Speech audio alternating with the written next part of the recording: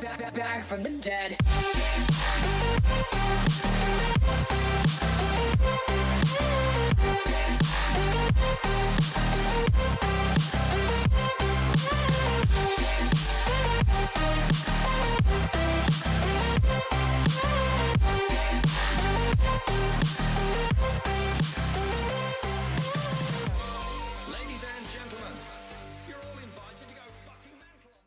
Hey guys, what is up? Welcome back to the channel. 2 weeks in a row. We are good to go. We're back on track. I'm so excited.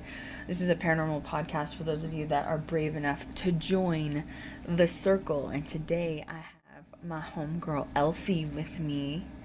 What is up, Eilfie? I haven't seen you in like 400 years. I know, no kidding. I know, we've been busy, but it's been a really good busy. We can't talk about what we've been busy with, but you know what? It's okay. We can't complain. Life's good right now, you know? Been productive. It's good. Exactly.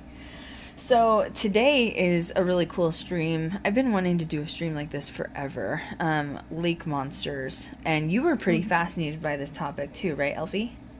Oh yeah, this is definitely one of my favorites. I mean, cryptos is not my strong suit, but this was one of my favorites. So you do like crypto, like me, but I think we're kind of both in the same boat with the crypto thing. Like we've talked in the past about you've gone to visit Mothman. Now, if we were to investigate like Loch Ness Monster, how would you approach it? Would you jump in the water like Josh Gates did? Give me a snorkel, I'll go diving. I don't think so. I would definitely want to go take a boat out and just explore the depth of it. I mean, but that was brave, just jumping in.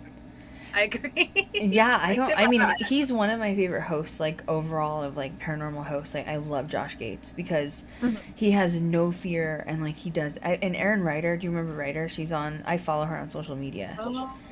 She, like, raced a freaking ostrich. Like, she is, like, so badass, you know? But, so I follow her on social media. But, yeah, I agree. I don't think I could do some of the things Josh does just because... And he, like, spelunking in caves, like, when the water is coming in, like, that scares me. Does it you? Oh, yeah, I like caves. Like, I'll go into the mouth of the cave, but when I hear a person go, like, let's go deeper and, like, explore, I'm like, no, I'm good, I'll stay here. I don't know. I've always had that fear of, mainly tight spaces, and then the idea of, like, oh, look, there's, like, 10 tons of rock over top of me that could just squish me at any. I'm the same. I'm like Colorado has so many beautiful caves too, and you can go inside them. They have like tours. Like there's beautiful caves in Glenwood Springs I've been to many a times. I'm talking like full of crystals and like stalactites, like beautiful stuff. But like I get so scared when I go in there, thinking like it just takes one earthquake and like I am gone in the depths of the earth forever. You know what I mean?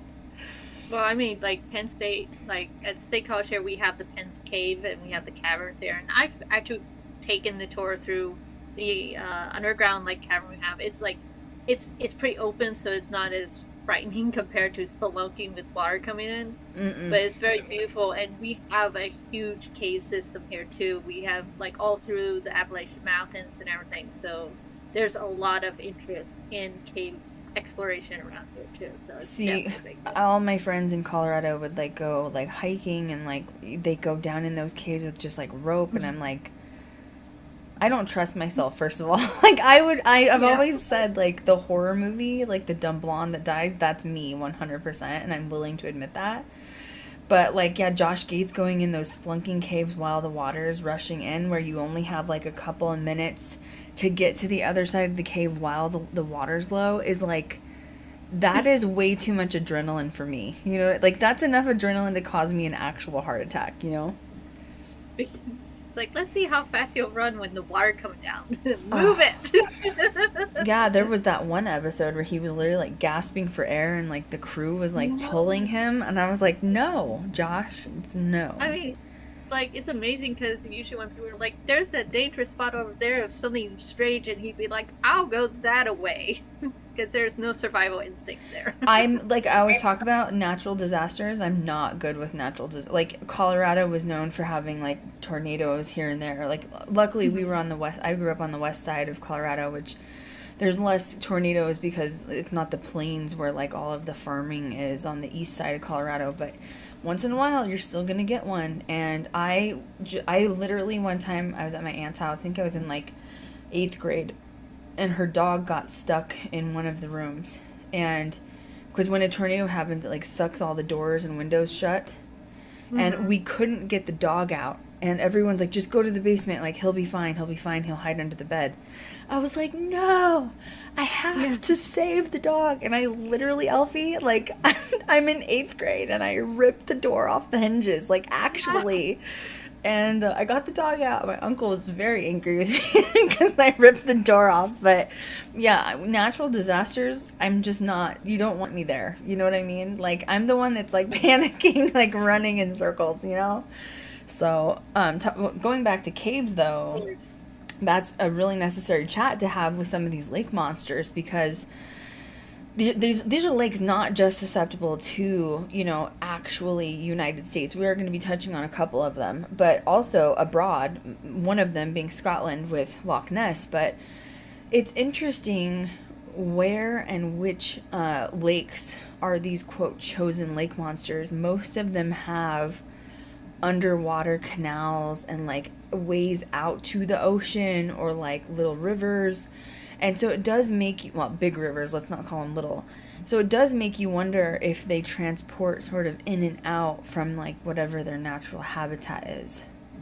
And it would actually make a lot of sense, because given the size of some of these crypto creatures are, it would almost have to be necessary for them to be able to leave the body of water to either, to really probably go eat or feed and move about, because some of these lakes are big, but are they big enough to legit be able to sustain something this large and for that long? So, and by the way, thank you, Laura, for the cheers. We appreciate you. Yeah, for that long, because if Loch Ness has been around for maybe possibly thousands of years, how is it able to survive for so long by itself? It makes you wonder.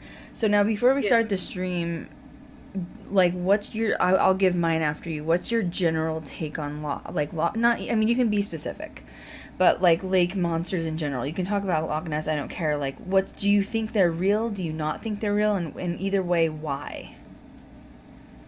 There's a possibility of them being real. Just like you were saying, there are caves and canals and ways of getting in and out of these lakes and everything. I think it's entirely possible, because some of these lakes are so deep that we haven't been able to fully explore them and everything. So we can't say for sure. I mean, we're still discovering underwater life. I mean, it's almost like the water's both man-made but lakes and oceans are still one of the most unexplored areas of our world, like spaces.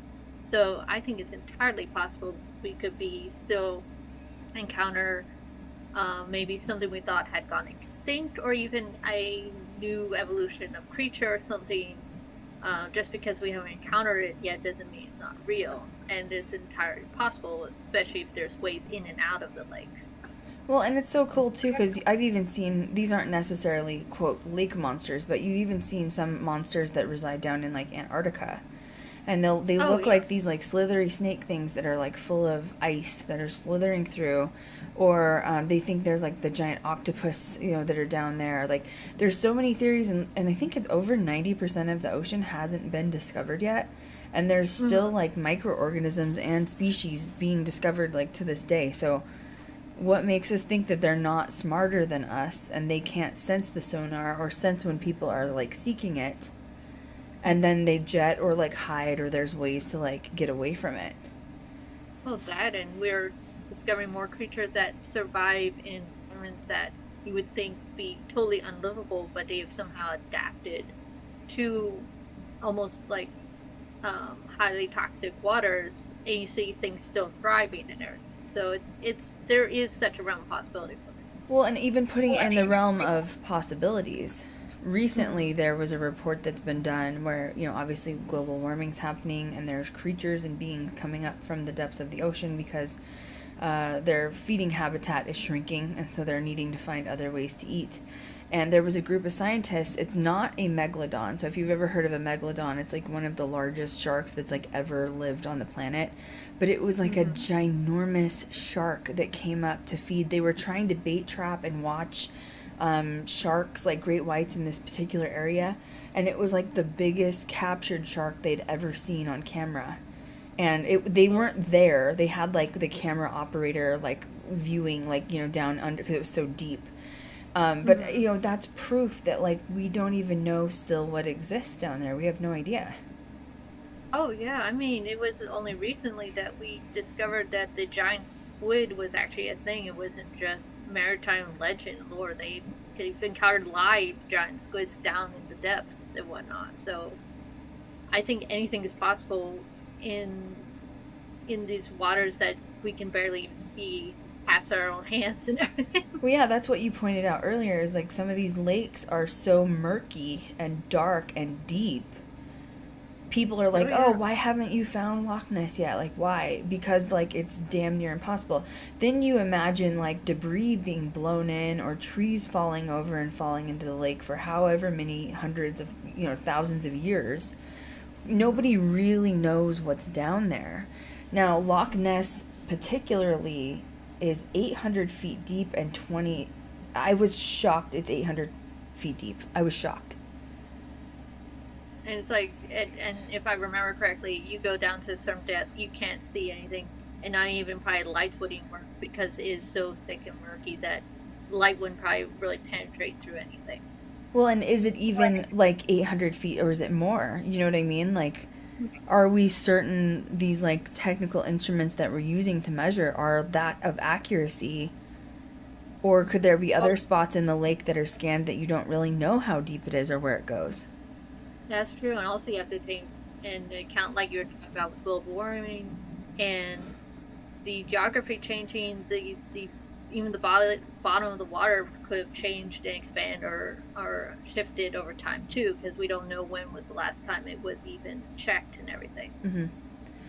Yeah, well, they have had thousands of people, I know, try to find Loch Ness. And nobody's found like a photo of it or anything like that. Now, another interesting thing though I found out was Scotland actually banks a lot of tourist money off of Loch Ness. Like, you don't even think of stuff like that. So they literally have stores set up with like Loch Ness, you know, stuffed animals and, you know, lunch boxes and cups and mugs and t-shirts. So they really depend on that tourism to like keep the country going, which is just really interesting to me. You don't think about stuff like that in the economy.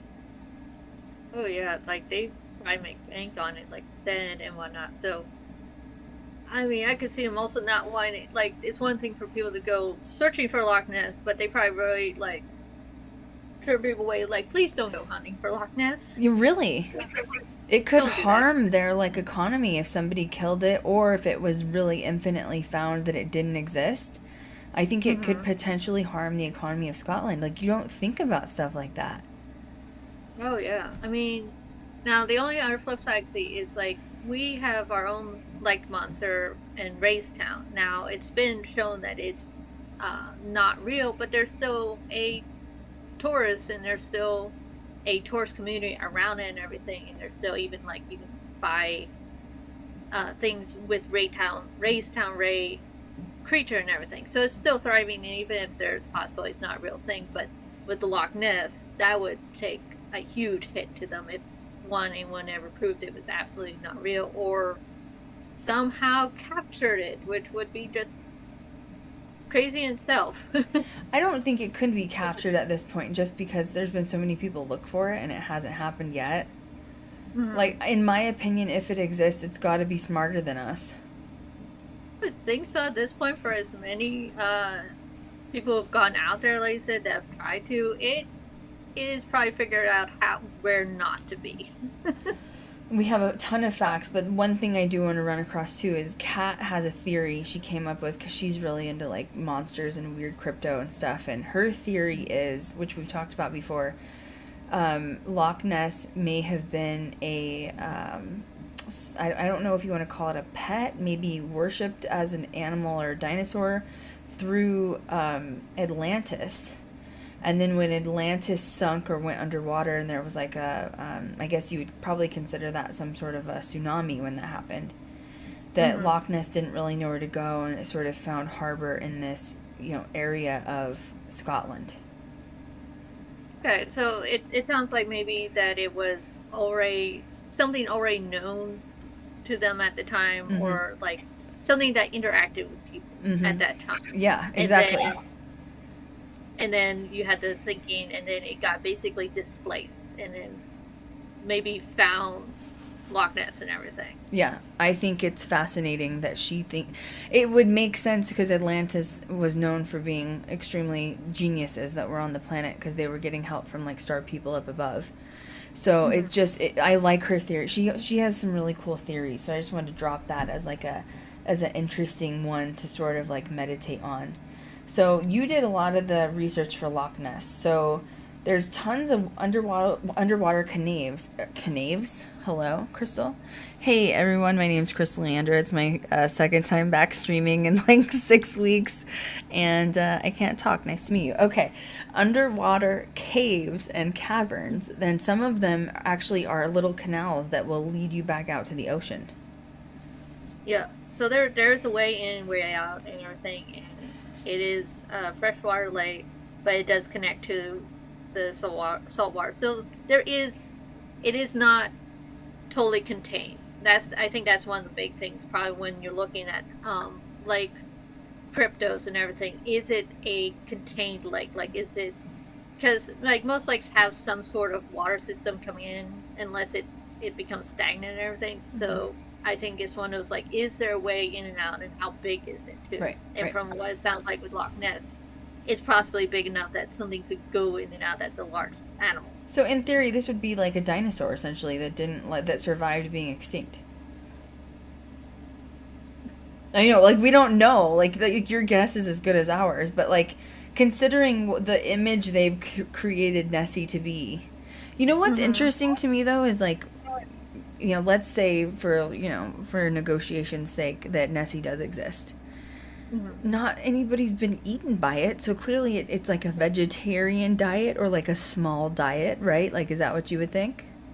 Yeah, I would think. Yeah, okay, let's go on theory that the size of Nessie that they have described is quite large. I mean, it could also be something of dinosaur-like, but like shrank over time because of lack of food and whatnot. But yeah, it's most likely would be either a herbivore, so it would eat the plants in either around the lake or in the bottom of the water, or small mammals or small fish would be its main source of diet and everything, because something that large would have to eat a large amount of food daily to be able to survive at all. And also the other thing you have to think too, both reptiles and amphibians, technically speaking, if there no harm comes out, if they don't get sick or injured or anything, they can live a very long time compared to us. Like, they can live almost indefinitely if they have the perfect environment for it. Oh yeah, look at turtles, for example. They can literally live hundreds and hundreds of years old.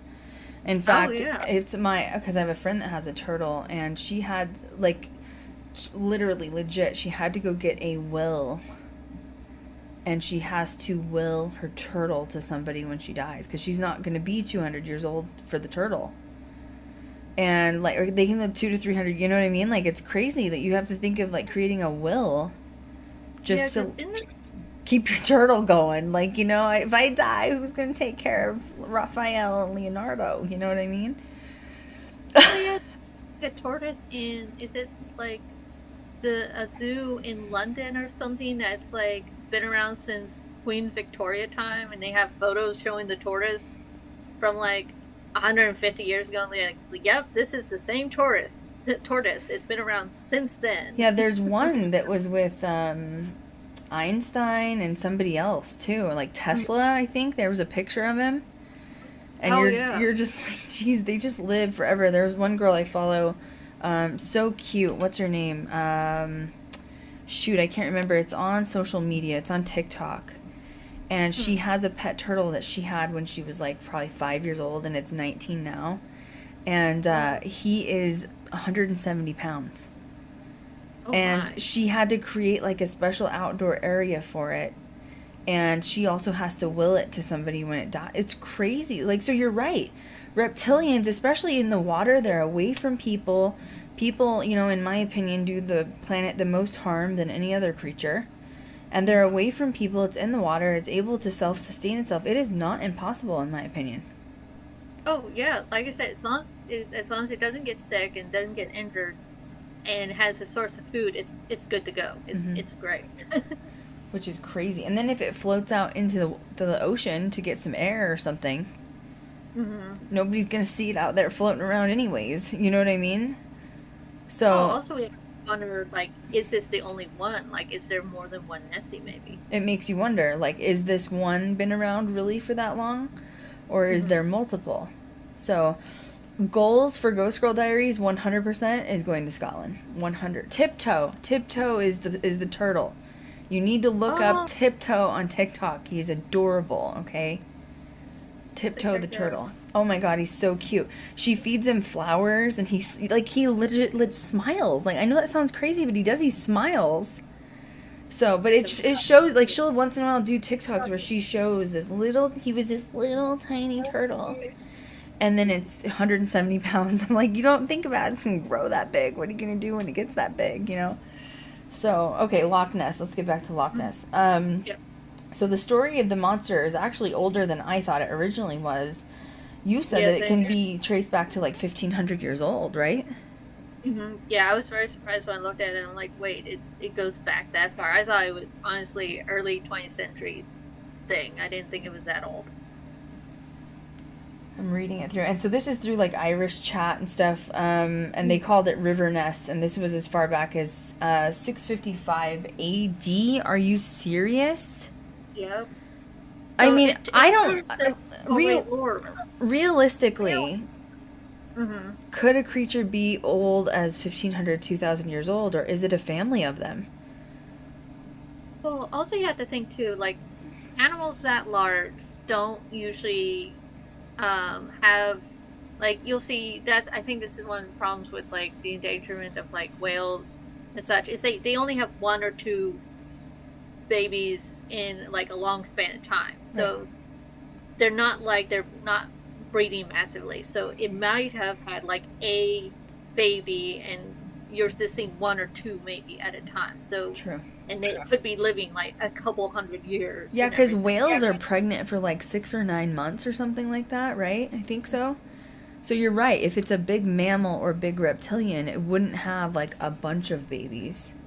Yeah, especially for its size, too, because for its size and also the size of its environment, because that's the other thing, like, a lot of times the environment, the food will factor in whether or not they have babies or how many they have and everything.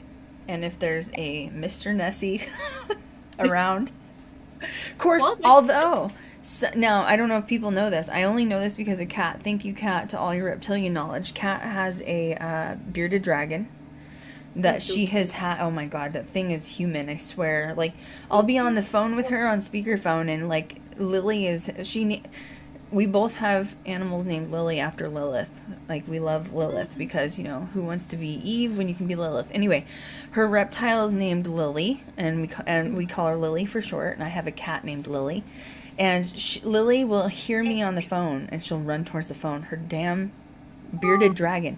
Anyway, long story short is we found out when she first got the bearded dragon, it was gifted to her from somebody that had too many and needed someone to take care of it. She only has one, but we found out the reptilians can impregnate themselves. I know that sounds crazy. So Lily can technically impregnate herself and have eggs. Now, yeah, and like, but now she's a little teeny bearded dragon. Of course, back in the day, if you look up bearded dragons, like when dinosaurs existed, they were literally the size of dinosaurs, which they have now shrunk down into like, you know, this size, and they're obviously native to Australia desert. But yeah, her bearded dragon, we found out that literally they say if your dragon gets too comfortable and you give her the perfect environment, she will reproduce by herself. So I think that's a really good point to bring in with Nessie, is that if Nessie is reptilian, we don't know what she is, I would assume she is, some reptilians can reproduce without a mate. Isn't that crazy? Oh yeah, well, I mean, they talk about snakes too. A female snake could mate with a male snake, but not like actually like almost hold off on fertilization of the eggs for some time if the environment is not perfect for them and everything. So they'll do the mating season, but then it'll be like months down the road before there's actual fertilization and everything. So it's interesting. You don't think about that stuff. You're like, okay, well, if Nessie's by herself, she can't procreate. No, that may not be the case. Oh yeah, that's amazing. It is amazing. Talk about some badass females, man. Female reptilians like, I don't need no man. Okay, I'll do it by myself. I got this. I know Kat found out she can get her bearded dragon fixed, and she's like, I think I'm going to, like, just to be safe. Just because, like, I don't want, because they can lay up to 150 babies or something at once. And I was like, oh my god, Kat, what are you going to do if your bearded dragon has 150 babies? What are you going to do? She's like, Krystal, shut up. You're giving me PTSD. I'm panicking. So, yeah, and I was like, well, Lily looks very comfortable, so we better just get her into the vet soon so that we can get that taken care of. So, yeah, it's interesting. So Nessie could be a one-and-done shop type of girl, you know what I'm saying? So, yeah, the accounts go back to 565 AD, which is super, super crazy to me. Obviously, she's able to swim very well. And it's claimed that they think the monster bit a swimmer at one point, right? And this was this older? Was this an older report? Think back in the 1870s. Oh, yeah. 1870s, they claimed to see something wiggling in the ground, and they claim a swimmer was attacked. I don't know if I totally believe that. If a reptilian is that large in the water, do you think it's just going to bite you and, like, go on with its life? I think it's going to, like, drag you under.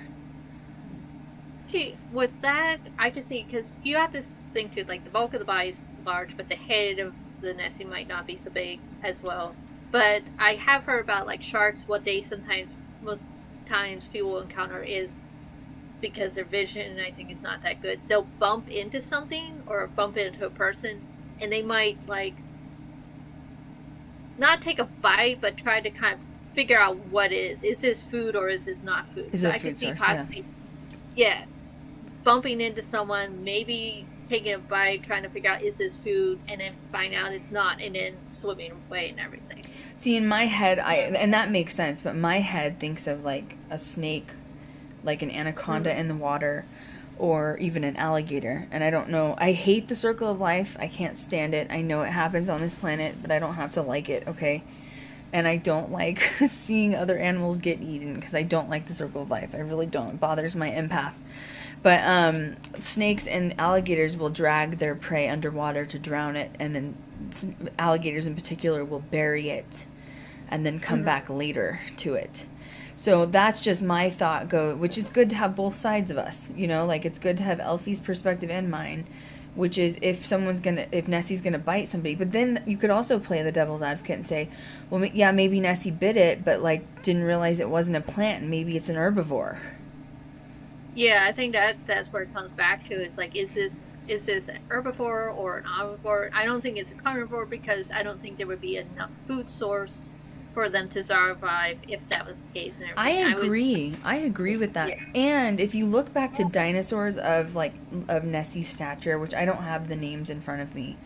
I used to love studying dinosaurs in school, though. But the dinosaurs that always had the really thin, long necks were always herbivores. And Nessie is similar with, like you said, the little teeny head. Yeah, I think because usually you see it pictured with a large bulk body, long neck, and then a small head. So I believe it's more likely on the herbivore, maybe omnivore, if push came to shove, if it really needed to eat, but most likely more herbivore. And if it did eat something, it would be small, like maybe other like fish or maybe even birds. It has to be small though. I don't think it could eat something large. Yeah, something you could easily get hold of, because the other thing you usually see it with, you don't see it with like sharp teeth. It looks like it has like more like grinding teeth and everything. You never see it like, oh yeah, it's a sharp like teeth. It's like, it's more like grinding plant teeth. Oh, I want to see Nessie. I just want to pet her. I just want to pet a dinosaur. You know what I mean? Like, Nessie, come home with me. You can live with me in the desert of Vegas. I'm sure you won't survive long, but like, let's put you. I don't want you to be alone. We'll get you a really big tank. You know what I mean? Jesus. Okay, so I'm going back. So May 2nd, 1933. This is when Nessie became like famous and a thing. And this was when people claimed they saw something rolling, like, you know, snake-like rolling in the water. And they started talking about it, and they basically thought it was a whale. Like, no, it's not a whale. It's too big to be a whale. It's thinner. And we're kind of chatting it up, and then this is when the picture gets taken, which is the infamous picture that we all know of Nessie. Yeah, that's like in all the paranormal books I ever come across and dealing with cryptos and whatnot. And people tried to debunk the photo. It's claimed that the photo's been debunked. I don't know how you can claim that. You know, like, you'd have to go back to 1933 and see, like, the technology they had, the boats they had, the accessibility that they had. Like, you'd have to really skim it down. So for people to be like, oh, we're just claiming it as, like, as it's debunked, we're going to debunk it. It's like, how do you know? You can't say that. You know what I mean? But I think they'd be like, well, we don't know if it's real or not. We can't say 100% certain. So, like, you can't be like, well, you know it's not real. Well, how do you prove it? Well, we just know. It's like, that doesn't help. Well, we can't say it exists or it does not exist, and in my opinion at this point, you know what I mean? Like, I'm not going to say that the picture's real, and I'm not going to say that the picture's fake. I think that, I don't know, don't you think it's kind of like paranormal? Like, a lot of people get mad at me because they're like, Krystal, why don't you argue with skeptics? I'm like, because it takes that person having an actual paranormal experience for them to be a believer. I'm not here to prove it to them. They either experience paranormal or they don't. I feel like crypto would be the same way. You either experience it or you don't. Like, how do you, like, okay, Mothman, you went and investigated Mothman. I know you didn't, like, see him per se, but like, being in his environment, doesn't that make it more real? Oh yeah, being, like, near the areas, near the TNT areas and everything, it gave the possibility that something could be living out here, something unusual and everything. And we even, like, explored the possibility of it could be sand cranes and all sorts of different things and whatnot. And it still could be that, but walking around the area, it's like, I could see something unknown living here and possibly be encountered. And I mean, with skeptics, honestly, they've already made up their mind. It's already done. You can tell them everything until you're blue in the face, but they have already decided from the get-go, this is not real, and there's no way. It's not even a matter of wanting to convince them. It's more like, I just like to have a discussion with you, but you've already made up your mind. So I guess we're not going to with I don't argue with people, because it's like, I can tell you all my experiences, but like, you either have experienced it or you haven't. And if you're trying to, like, empathetically understand what I'm saying with my experience, you're not going to understand because you've never experienced it. So, and I feel the same way with Nessie. I feel like if there are people out, because there's two groups of people that are out there. There's people that infinitely say Nessie does not exist, and then there's people that say even when they have been to the lake. Shout out to Britt for subscribing. Thank you. Even when they have been to the lake, they say they think they've seen Nessie. So there's a group of people out there that truly believe. So once again, you have to go back to the intelligence of Nessie, which is like, you know, Eilfie saying it's an ancient creature, Kat saying it could be from Atlantis. Does it choose who it wants to show itself to people based on, like, energetic? I think animals are more in tune than humans. I mean, also, if it's been around let's say if it is, there's more than one Nessie, and they usually live a couple 100 years, 300 years, who knows how long, but a couple centuries. Animals figure out patterns, and they figure out the patterns of how things work around them. And I could see it, find out where people have boats out, where people explore, and what parts of the lake to avoid just interacting, because most of the time, most wild animals don't want to interact with humans to begin with. They know already to avoid them. So if this thing's been living long enough, it knows where not to be. Right. I agree. And with that being said, too, you're talking about an ancient creature that's living underwater who, you're talking about all mammals or reptilians underwater have sonar that they hear, and they can hear things. Like, even crocodiles can swim, like, horribly fast, right, underwater, because they can hear the waves moving, they can hear animals in the water, whatever. They, like, almost can see the radar from their ears, is what they say. Like, human spectrum of hearing and seeing is so small compared to animals, especially creatures that live in water. So I feel like even if someone was supposedly, quote, hunting it, it would know. Because it would hear, it would sense it through sonar, however that's going on, like, whatever their extra senses are, being a reptilian underwater. Mm-hmm.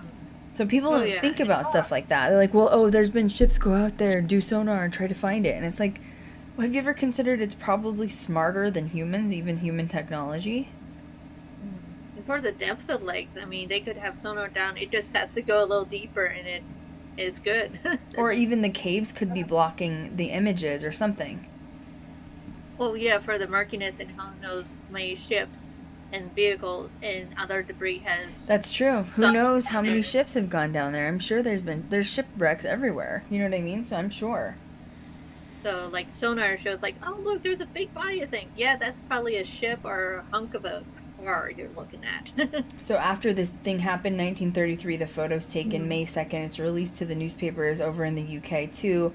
London, and everyone starts offering £2,000 reward for anyone who can capture and kill Nessie. And so it became a heyday event where people became obsessed with trying to hunt and kill it. And now at this point, she probably, or he, whatever it is, senses all these people on the lake out of nowhere and is like, oh, I'm out of here, bye.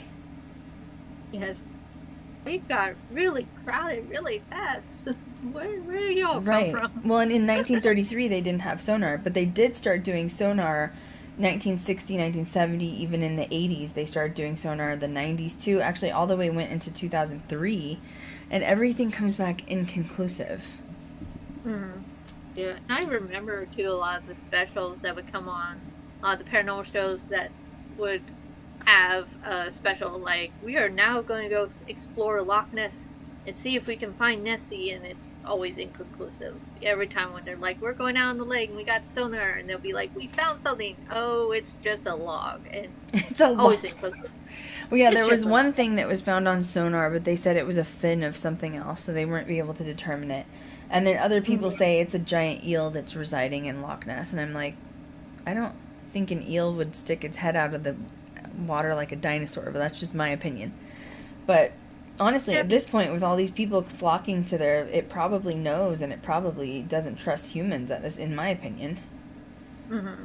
Oh, yeah, it would know to avoid people entirely. Like, it would know better. Shoot, I don't even trust humans, and I'm a human. You know what I'm saying? I'm just saying.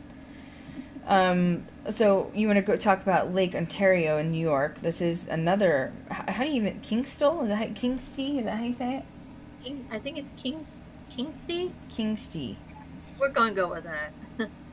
Kingsty. Okay, this might be going a little far for me, but we're going to go with it. Supposedly he's a fire-breathing, like, dragon creature, and he was first discovered in the 19th century. Okay, I feel like that's a little bit of a long shot. Like, I think the creature could exist, but, like, fire-breathing, that sounds like it's a little bit of, like, trying to scare people off. Scare tactics. Yeah.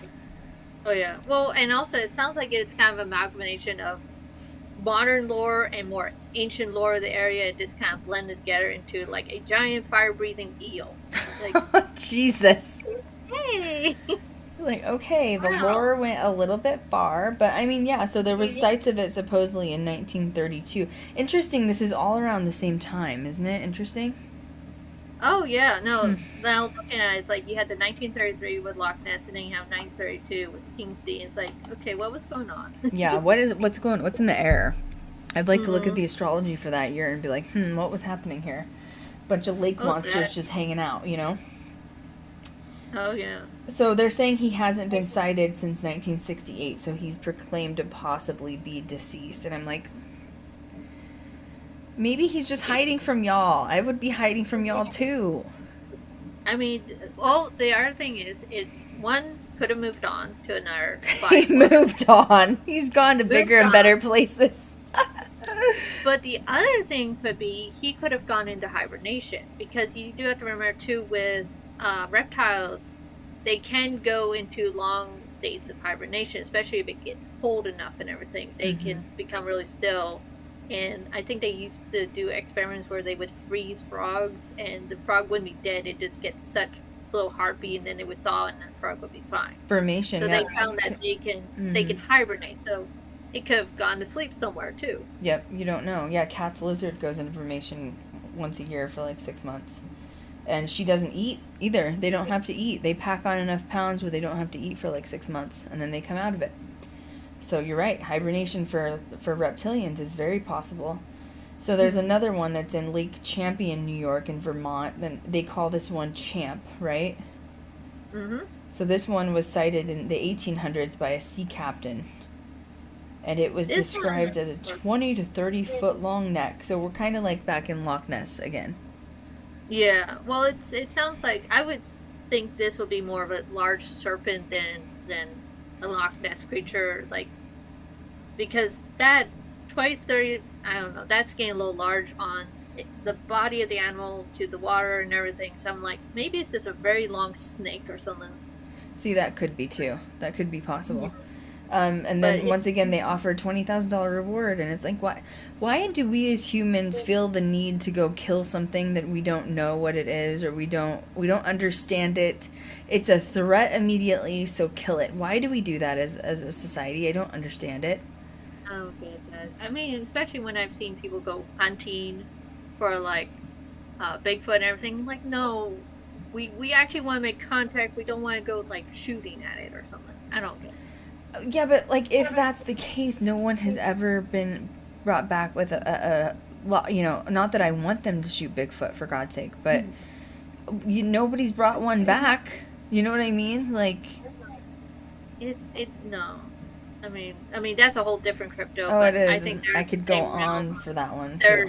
They're too smart, and they know where to avoid people. No, I've studied it in anthropology. Like, and if you go to an anthropologist teacher or professor, they believe Bigfoot exists 100%. They think it's like, we're considered like bonobos, which are like orangutans, and we like live in societies of people, where gorillas live very separately in very small like households, and they don't live with their other like creators, and they think that humans are bonobos, where gorillas are the Bigfoot.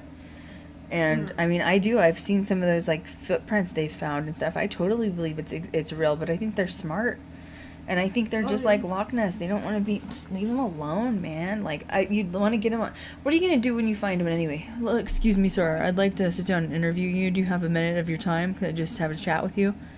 Of course they're gonna be threatened. You're in their environment. You know what what are you gonna do when you find one? It's like, yes, I would totally want to tangle with a, I don't know, 8 foot tall, 800-pound size creature that looks like it's been able to chuck giant tractors across a woods. Yeah, no, if you guys get bored, go on TikTok and look up the hashtag like Bigfoot, swamp ape, all that stuff. But there are some people that live in the Smoky Mountain area, so that's like what, Kentucky, Tennessee. It goes up to PA a little bit, doesn't it? Or more like Virginia area. I think it crosses into the Appalachian Mountains too. So there's people that live out there very secluded. I'm not talking about like total swamp people that are living in the middle of nowhere by themselves, but like they'll have like huge like acres and acres of land, but they post on TikTok and they talk about Bigfoot being out in the Appalachian Mountains and the Smoky Mountains, and like they're just like, oh yeah, it's out there. At 8 p.m. when it gets dark, you don't go outside, period. If you left something in your car, even your phone, you leave it there until the morning, period. No questions asked. Their kids, like, they have to put up barriers, like, certain areas of their property where their kids don't go past it, because they know Bigfoot's out there, and it just is what it is, and it's accepted, and you respect the land, and you respect the creatures and beings. And a lot of them have stables with, like, cattle and horses, and they keep the stables close to home. They lock up the cattle and the horses at night because some of them have been eaten. And it's just, it's crazy. So yeah, it's interesting on TikTok. I'd love to go investigate, not necessarily Bigfoot, but be there to experience it. And because I feel like it's so untouched. I'm sorry, Eilfie and I are like, we're nerds together. When Eilfie and I get talking, we're like, what about this? Jeez. Well, also, have you heard the audio? Sometimes people, they record everything, the sounds. Like, you hear distinctly the coyotes, but then you hear this other sound where it's like, that's not a coyote. That is something else. Yeah. Well, that's why I said these people are so just like, yeah, if you leave your cell phone in the car at night, don't worry about it. You get it in the morning. You, like, and people were asking questions like, but what if you need your cell phone? And they're like, you don't go outside at night, period. It's not worth it. You're good. You don't even let the dogs outside after a certain time. You know, it's like crazy to me that they're just like, oh yeah, it is what it is. I'm like, Jesus. Anyway, go on TikTok and find those people because I'm fascinated by it, 100% fascinated. Okay, let's skip forward because I want to talk about the Great Lakes because the Great Lakes is really fascinating to me. That'd be another place I'd like for us to go investigate. There's, I mean, there's so many lakes up there, obviously, but there's a lot of shipwrecks that have happened in the area. Remember, these lakes are so giant that you can't see the other side. There's been people online that have captured phantom ships on the Great Lakes because ships have like got sunk on these land. People think they might be full of portals, and then to throw in the mix, they can be really violent currents. Like different times of the year, it can get really ice cold, and then there's lake monsters. Oh yeah, I mean the storms that can brew on those is just amazing. And like you said, the ghost ships, people reported the ships that go down. It's these contained oceans essentially. So it's not a surprise that there's also all these legends. Contained oceans. That is, oh my God, I'm blown away. Contained oceans. That is miraculous. Okay, anyway, keep going. I'm sorry. No, it's okay. No, it's just, it's not surprising with you have all these Great Lakes and they're connected in various ways that there would be something large enough of multiple different creatures thriving or living in them, especially since we have difficulty even going across them and being on them at times and everything with storms and everything. So 1800s was one of the first reports that came out, and there was like a 50-foot long serpent that was supposedly spotted in one of these lakes. Now these lakes do have also a canal or a river that goes out to the ocean. Am I right? I think so. Yeah. No, they have ways ways in and out and everything, and feeding into the lakes. Now serpents wouldn't shock me because I feel like just snakes are a thing. Like, you know, I think here in the United States people are so shocked by that, but you look at like even Australia or Africa and the Nile, even Brazil, they have these huge giant anacondas, and they'll eat like kids and people, like legit. Like I remember there was a story not too long ago, and a whole man got swallowed by this like anaconda that was massive, and they had to find the anaconda and kill it. And they got the guy back so that they could bury him. And I was like, oh my God, what the hell, man? This is so messed up, you know? Well, yeah, they've shown images of, like, anacondas fighting with, like, crocodiles, like, the two large, like, reptiles going at it and everything. And the anaconda's large enough to actually take it on. I know. And once again, I don't like the circle of life. And I don't like creatures that can eat people, personally. You know what I'm saying? So, but it's terrifying. Like, I don't think it could be that out of the question, once again. Like, anacondas are already big as they are. So Lake Ontario, I don't even know how to pronounce that, do you? It's like a huge name that they gave it for, like, the legend of the serpent-like creature. It starts with a G. Gasadalintha? Was that how you'd pronounce it? Gasadalintha? Gasadalintha.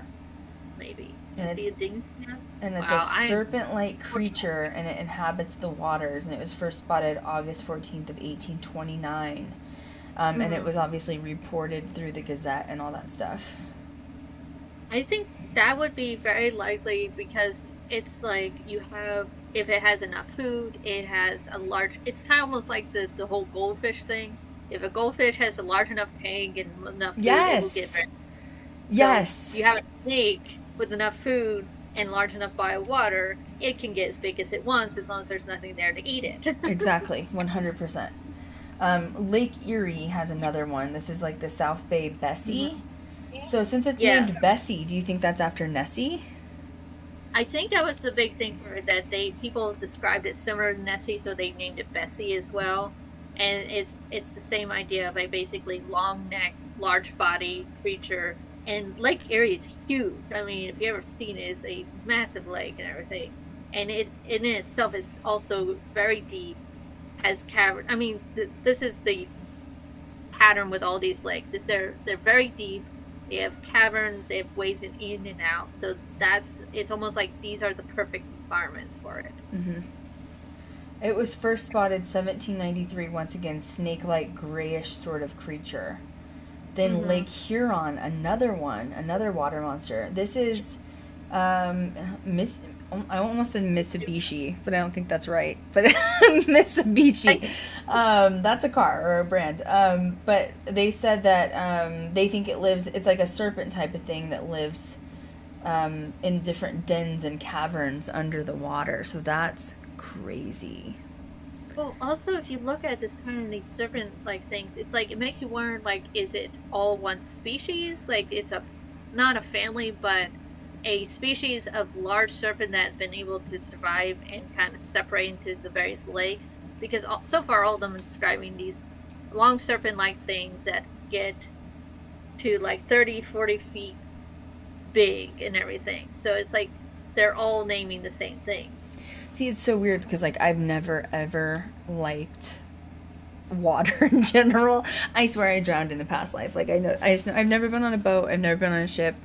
I assume my time is coming when Ghost Girl Diaries gets on the road to film. And I'm just going to have to, like, put myself out with, like, that medication that makes you not get, like, sick. Like, just, like, don't wake me up. Just leave. Don't talk to Krystal. Just leave her there. I don't think I'm going to drown in this life. I think it's just I brought over some past life shit. You know what I'm saying? And to imagine mixing in a serpent kind of scares the shit out of me. You know what I'm saying? Like, the water's bad enough. You can see the bottom and you're like, oh, something just brushed by me. I'm out of here. No, see, I won't ever get in the water. I'll be on the boat the whole time with, like, 8 life jackets, floaties on my arms. Like, I'm going to make it back. I'm going to put, like, a blow-up toy, like, for, like, a blow-up boat in my backpack so that I can just sit in it and, like, push myself back to shore just to be sure. You know what I'm saying? Krystal, you ready? No. Come on. You can do it. Let's do God. this. Oh, God. You just, once again, natural disasters, water, you just don't want me around it. Okay.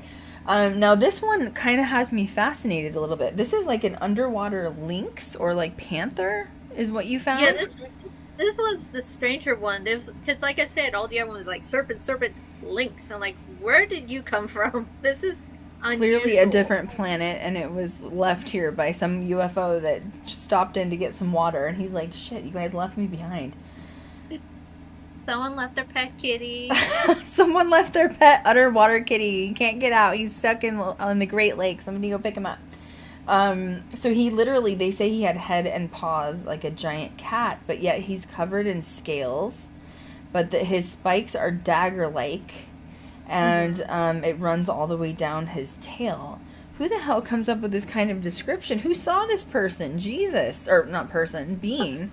How close do you see this? Because that's pretty detailed. Like, were you, like, face to face with it? Really? That's descriptive. But it's interesting because it's like, I mean, you see, there are descriptions of reptiles with fur and feathers, so it's entirely possible to have something that looks scaly and furry at the same time. The lynx, like the cat-like description, I mean, there are species of cats that do like water, that swim around, that are just fine within everything. but it might be, this is as close as we could think of what it looks like. Oh yeah, tigers love water. I love watching tigers because they can swim and they're totally adaptable to water. Now, holding their breath for long periods of time. However, if they're saying this thing is scaly and dagger-like, spikes, it makes sense then that it would be like some sort of like a mixed underwater creature with possible land creature, but maybe it is scared of people because it did get left behind by its UFO, By the way, this is where this is seen the most is on an island near Lake Superior. And apparently some of these traditions and lore of this particular being go back to like Native American tribal times, which I am digging because I'm Cherokee and I love that shit. Like I live for this kind of stuff. But there was a tribe that was there and by the Great Lakes region, Canada and the United States, and they're the ones that are saying this creature is real, it exists, and it's there. And once again, they always respect the water because this creature lives in it. Oh yeah, and I could see like if it lives on an island around the lake and everything, this most likely it's probably would be an omnivore and everything. So it could be likely to eat larger things than just simply like plant life and small fish and everything. So I could see where they'd be respecting, like give it its space and everything. I want to go see this thing, man. Like I want to go find this underwater panther. That sounds badass. You know what I'm saying? Like I said, it was one of those like serpent panther. You're just like, what? Wait, what? Where do you come from? Okay. Bro, there's a panther underwater in the Great Lakes. We've got to go up there, man, and see it. Okay. The Lake Superior dragon. Now, there's a dragon as well. Let's throw in another crazy one in the mix. And this is a dragon, and apparently he's kind of the one that's the most aggressive out of all of them. Would you say that? Say yeah, especially when you have to give it offerings and like, please don't do anything. Which goes back to more Native American lore. So they'd give it offerings for it to basically go away. So I'm assuming when you're saying an offering, it would be like a dead goat or a dead chicken or something. And it would take the offering so that it would keep the creature at bay from taking the native tribe or the native people. So that's interesting. Oh yeah, it's like just trying to keep everything good, keep the peace and whatnot. So, and that makes sense. I mean, you keep that balance and everything. You give the offerings, and then hopefully it doesn't eat. Keep the balance, Eilfie. Keep the balance. Doesn't eat your livestock. Like, here's some food. Don't eat our livestock, please. Like, these are my pet goats. Okay, like, just don't touch my pet goats. They're my friends. Okay, Krystal doesn't use them for food. They're her pets. Okay, just leave my goats alone. Man, there's so many up there. So now you had another local one to PA, right? This is the local lake monster that you want to chat about that one? Because you know a lot about this guy. Yeah, this is the Racehound. Now, this is the more unusual one because I think Racehound is actually a man-made lake. And that's where it gets unusual because I don't think, like, it talks about how there was a Racetown Dam built in 1905. The dam was later destroyed in 1971 to make way for the U.S. Army Corps engineer creation. Today's the Racetown Lake. So that's where the difference comes in, where you have the lakes with all the various ways to get in and out, but with this man-made lake, there's probably not as many ways to get in and out. And also, the question comes in, like, how did it get in? Mm-hmm. Now, it has been speculated most likely it's a legend that was created by someone and just kind of continues to be an urban legend that is, even though most people think that it's most likely not real, they enjoy it because it's the neat idea that you go to this man-made lake and there might be an underground sea creature. Mm-hmm. Lake creature and everything. See, now, okay, let me spit out my opinion on how these creatures may get here, because it's kind of how I feel about, like, the chupacabra in particular. So, mm-hmm. Have you ever noticed when, like, there's chupacabra, like, chupacabra sightings are mainly southern United States, so you're talking, like, Arizona, SoCal usually, but more close to, like, the Mexican border, Texas a lot, and probably, like, Florida, and then Puerto Rico. There's always massive sightings for crypto for the chupacabra. So my idea or theory, it's a theory, nobody has to believe it, I just believe it, is I definitely do believe in UFOs. I believe in aliens totally, 100%. I'm not scared of all of them. I think that, you know, our society and government has made us be afraid of them because I don't think they're all bad. I think they're probably like humans. Some are good and some are bad. But I think that they release these creatures here to like the chupacabra is the bloodsucker, right? So it like kills the goats and it kills like, you know, all this stuff. I don't think they're necessarily feeding on the animals. I think they're taking like samples of the animals for the UFO and then taking the chupacabra back up to the station and then examining the creatures it ate or the blood that it took or whatever. And I think it could be similar with these lake monsters. Because it's weird. You go through these periods where you hear about it a ton, all the time. Oh my God, chupacabra sightings. And then you go years and it's nothing. And I think it's because they come down to like release their little... I don't know what you would call like a chupacabra. I don't think it's necessarily like their dog, like a pet dog. But it's something in this sort of like, it's something where they release it to like gather evidence and then bring it back to them. It's just my theory on it. I think that's a really cool theory because I could see something like that because if they could engineer something that was biological, but not biological, an animal, but also retrieves what they need, like tissue, blood, whatever samples that can get into the environment, collect what it needs, and returns with causing as little interaction as possible. Exactly.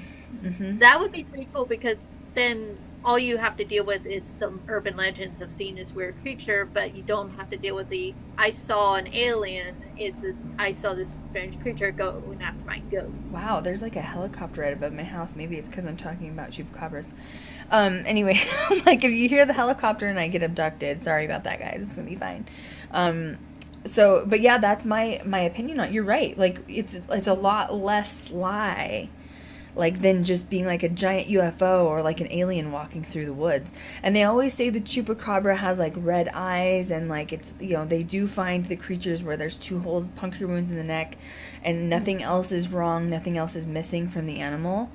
And I think that it's because they have reflective eyes like other animals, so they can see at night. They have like night vision.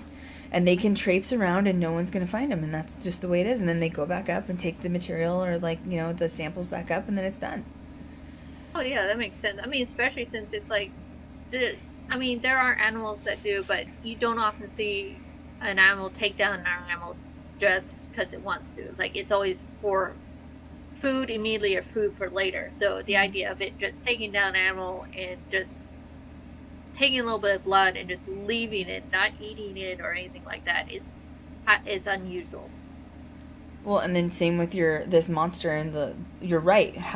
And I'm the kind of person that like whenever lore or stories get passed on from generation to generation, yes, it's like the game of telephone, people add on to it, you never know what the origins are. But the origins started somewhere, and why did they start where they started? That creature may not be in the lake that you're talking about right now, because it's man-made. You said no one's seen it for a while. However, doesn't mean that it wasn't there before. Once again, do these UFOs or aliens, obviously, I'm sorry, but in my opinion, our society is very behind, okay?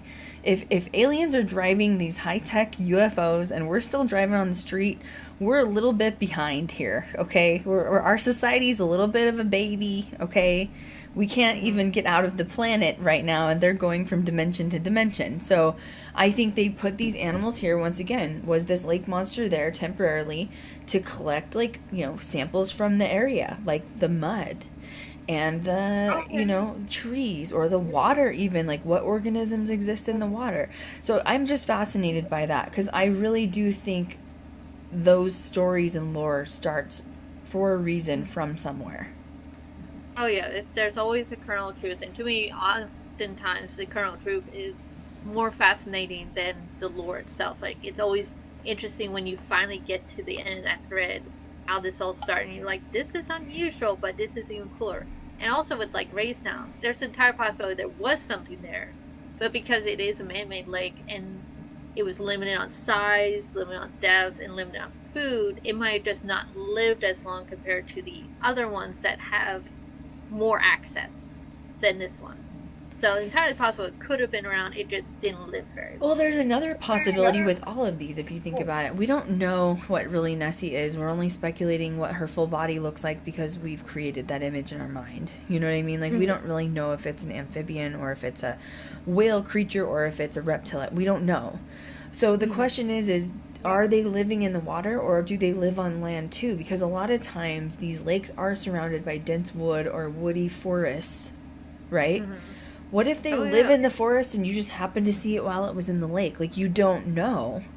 Because even if you're talking about, like, the Appalachian Mountains or the Smoky Mountains, it is so freaking dense there. I know because my dad owns property out there that I'm going to have to sell at some point that I don't even want to think about. Because it's literally, like, out in the middle of nowhere, Tennessee. And it's literally just thick forest. Like, people don't live out there. So you wouldn't be caught if you were a crypto character chilling in the middle of that, you know? Yeah. Well, also, like we're talking about, there's caves. So there's possibility of caves that lead to above ground or caves that lead to underground. Basically, some underground caves are like these beautiful giant open spaces that are like 2-3 stories high that something could live in there and not be bothered with. So they could be living on the ground, but it's under a cave where they are like basically nice and safe too. Well, and tying in some more shit to make you scared, because that's just what I do.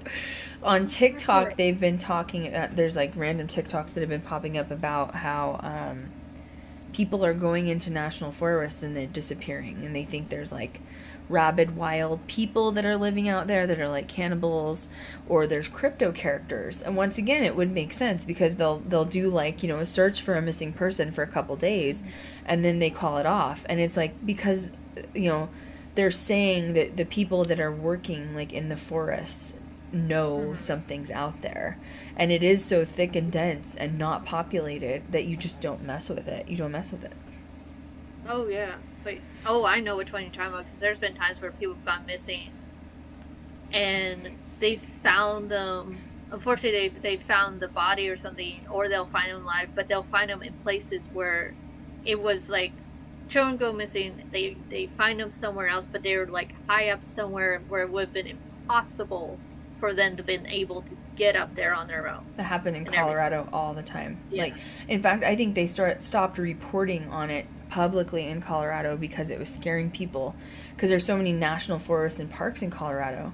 But that's when they tell you, when they say stick to the trail, they effing mean it for a reason. Yeah. Stick to the trail for a reason. Like, I think it, I mean, sure, if you want to get on like conspiracy theories, do cannibal people live out there that are like weird and like, you know, the hills have eyes shit? Maybe. But I honestly think at this point, like, it'd be more possible for like the crypto stuff to exist out there too.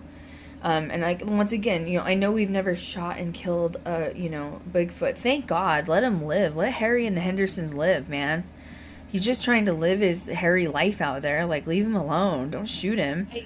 But like, the cryptos gone hunting. I'm like, no. Yeah. That's not but like, thank God they're living. But like, nobody has brought one back. And I think, once again, I think we don't, you know, humans are egotistical, and I think you don't realize how smart these beings or creatures could be.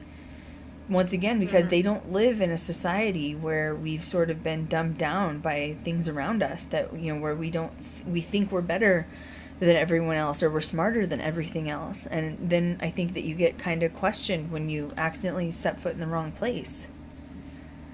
Also, like, me personally, if I want to go looking for Bigfoot, I would want to go in there, not to hunt it, but actually try to make some sort of contact with it, because it's one of those things where they probably avoid people as much as possible, but if they encounter a person and the person even comes off remotely dangerous to them, yeah, you're not coming out of that woods. Well, and they probably sense these, you know, I've seen these Bigfoot hunters go in with all these weapons. Like, okay, on one side I get it, okay? You want to be prepared in case shit goes down. Like, I want to be prepared. Like, yes, I'd prefer to go just chat with Bigfoot. I want to have a Barbara Walters interview on a tree stump. However, if Bigfoot gets, you know, violently angry at the scarf the cat knitted for it and he comes for me, I need to make sure that we're prepared. So I do get both sides of it. You know what I mean? But I think that when you're out there and if you do take a ton of weapons, they sense it, man. They sense it.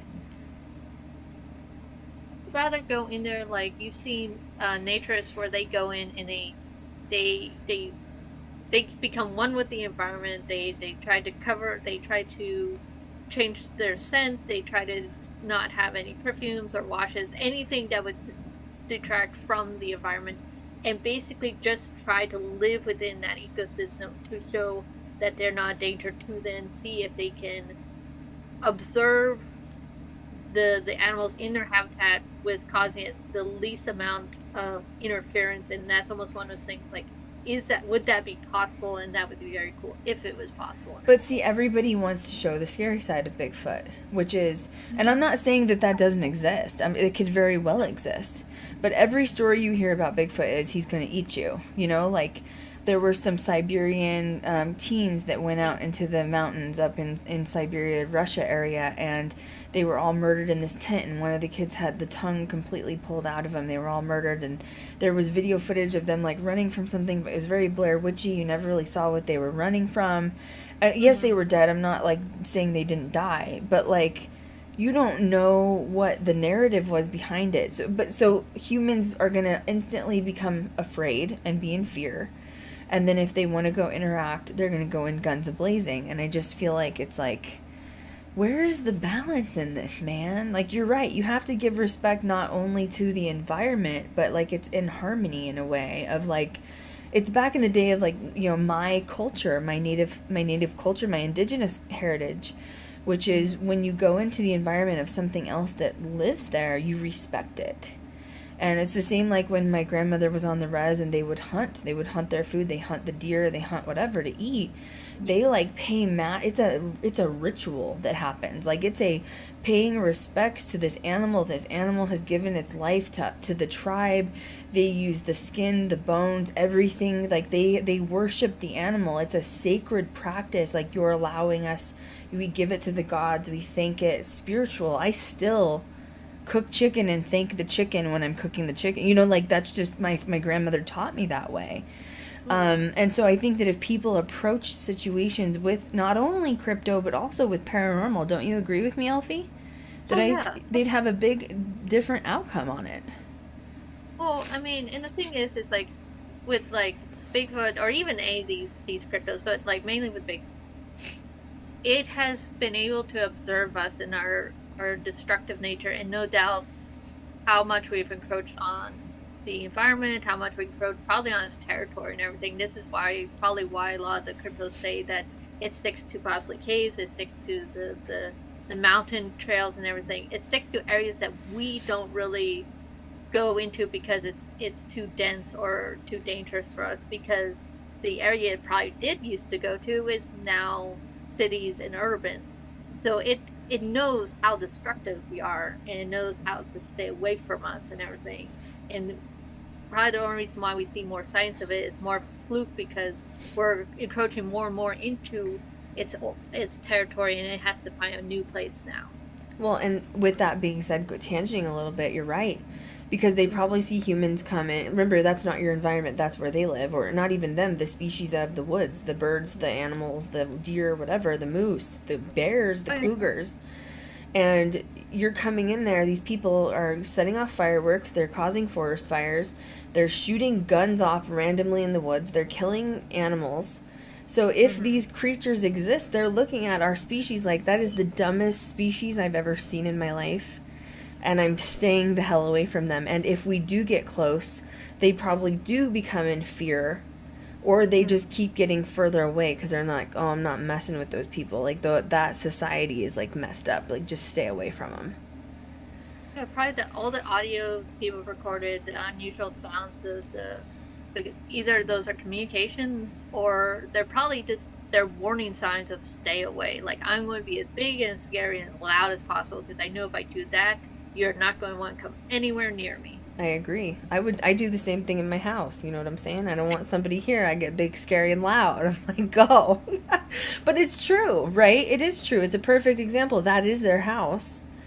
And like and that's even with like, hearing, they've heard strange sounds underwater with different sonar with things. It's probably warnings. It's probably warnings. So, well, wrapping up the stream, do you think lake monsters or monsters in water or even crypto exists? I think it's entirely possible. Like we were saying at the beginning of it, there's so much of this world we don't fully understand, so I would not put it out there. I wouldn't say that it's not. I would say it's possible just because we haven't even been able to fully explore the bottom of these lakes, let alone identify everything. I agree. I also think there's supernatural occurrences and, like I said, phenomena around these areas. Clearly, if you're talking, particularly, all the lakes in Michigan, they're constantly having strange things happen with, like, detection, like their compasses won't work. Their electronics won't work on the ships. Then a raging storm will come up out of nowhere and take the ship down. So many ships have sank. So many people have died there.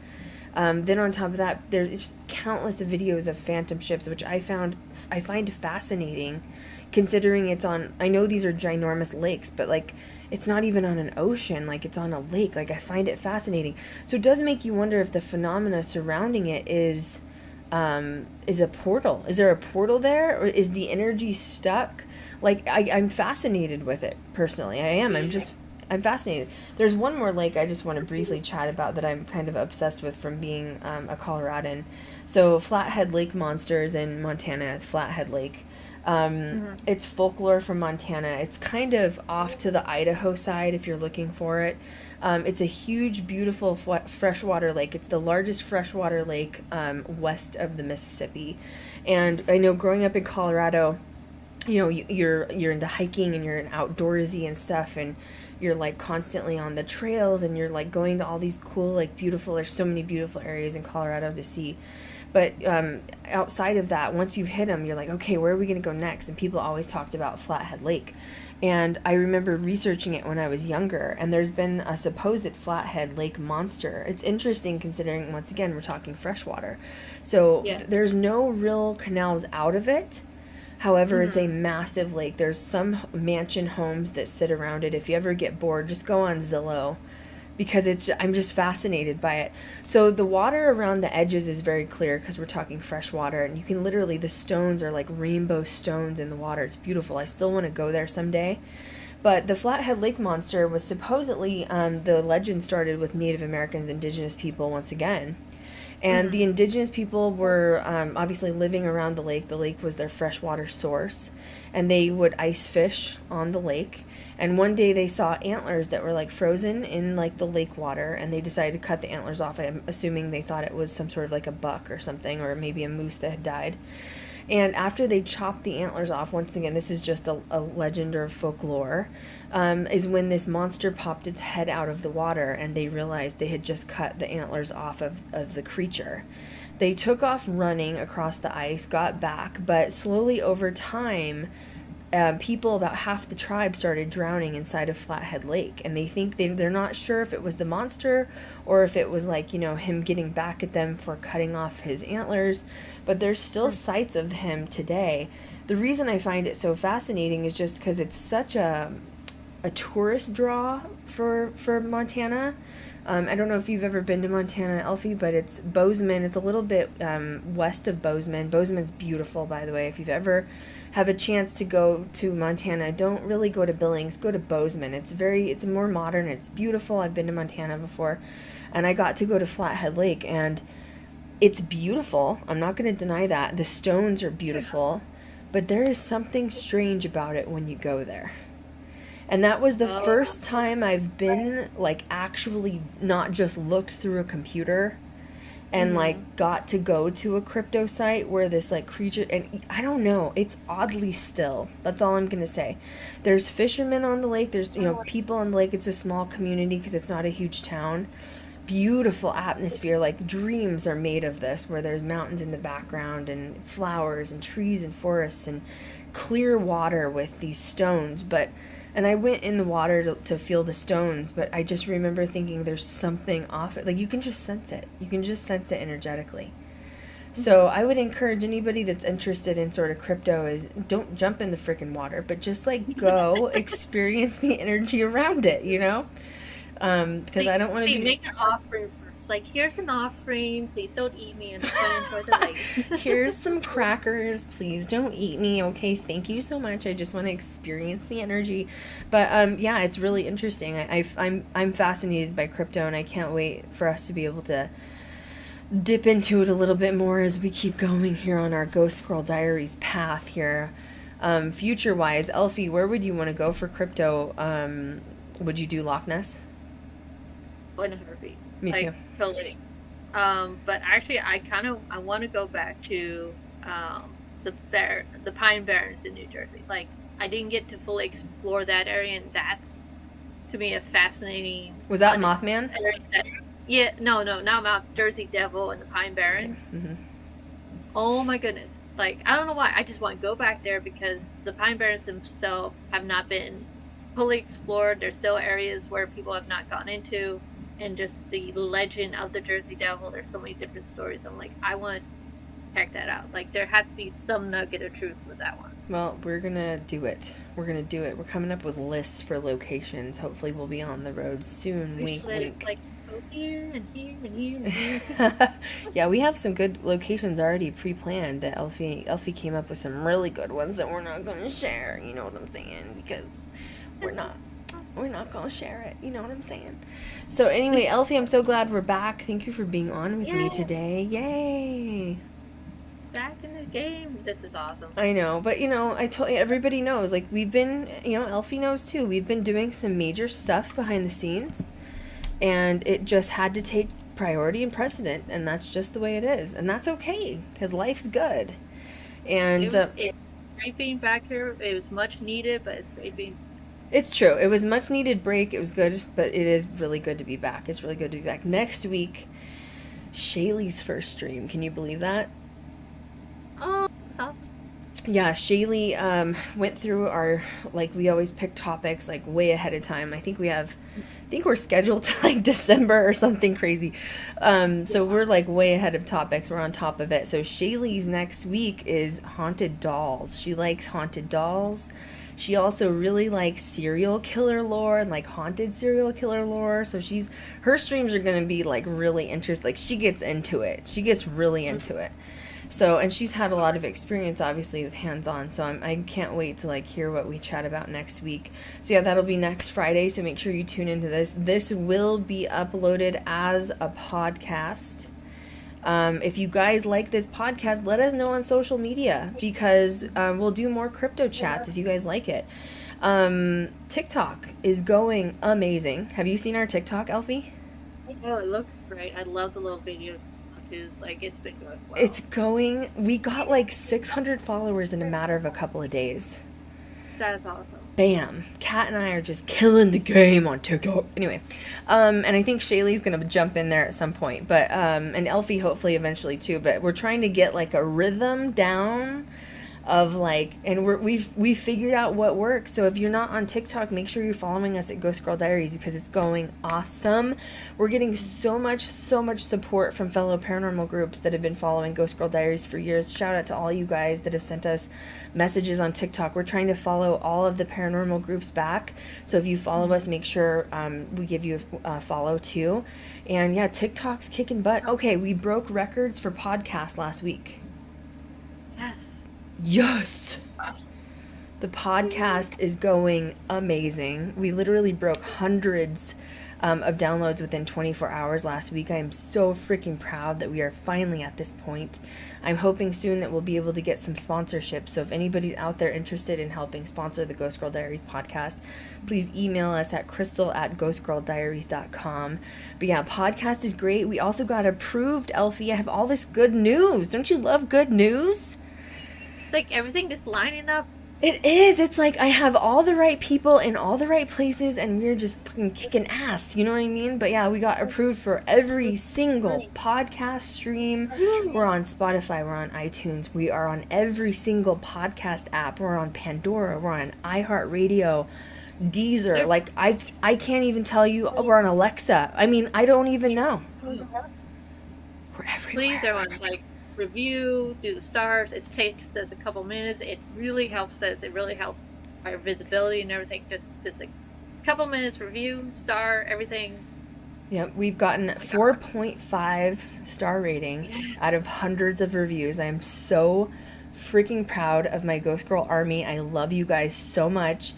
You know, it just, as a throwback real quick, like, I didn't know what was going to happen when the YouTube channel tanked at first, which, by the way, YouTube's rebuilding now that we've been promoting ourselves on TikTok, so thank God. I think we're going to be good to go to just stay on the YouTube channel. But I was really lost, and then I started the podcast. I didn't take it really serious. Then, like, you know, November, December, Kat and I started taking it more serious, and then Eilfie jumped in January, February, and, like, oh my God, it's just, life is so good right now, isn't it? Oh. Mm-hmm. It's all lined up well, and it's all taking off nicely. So yeah, so if you have time to review us, oh my God, we love you. Any chat that you can, or any outlet that you can always go to ghostgirldiaries.com to find all of our outlets, like literally. But we're on all the podcast apps now. I'm so proud. We're up to thousands and thousands of downloads and views. I am so proud of just being in this family with all of you, and we wouldn't be able to do it without you guys, and of course my amazing, fabulous crew. Eilfie does all of our historical facts because she's a freaking library in her brain, and Kat does our social media management. We have another social media manager, and Shaylee, we haven't quite fit her in yet, but we're getting there, and it's just good. We're just very grateful. So thank you guys for being so supportive all these years with all my twists and turns of the agenda of Ghost Girl Diaries, but we're kicking ass. So yeah, make sure you follow us on TikTok, follow us on social media. Next week's Haunted Dolls with Shaylee. Download our podcast, guys. Merch is always up too. Make sure you go to ghostgirldiaries.com. Merch is there. Any final words of advice, Eilfie? Anything like that? Don't go into the lake unless you're prepared. I threw my hat off because I laughed so hard, because it's true. Don't go into the lakes. Back from the dead.